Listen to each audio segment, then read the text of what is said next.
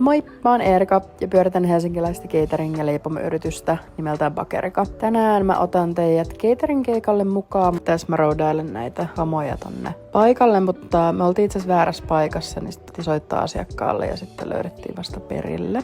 Tää oli ihan sikakotoisa tää lokaatio. Joo, sit mä aloin hommiin. Meillä oli tämmösiä vohvelitikkuja mustikoilla ja vaahterasiirapilla. Mä aina muuten desinfioin nämä laudat ennen kuin mä rupean asettelemaan niihin ruokaa.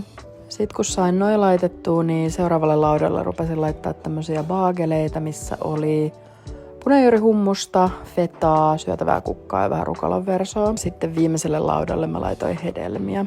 Ja näistä tuli kyllä tosi hyvä kokonaisuus mun mielestä, että kevyt, mutta on vähän jokaiselle jotain. Vielä otettiin viimeiset conchat ennen kuin oli aika laittaa kamat kassiin. Kiitos tosi paljon kun katsoit taas ja nähdään!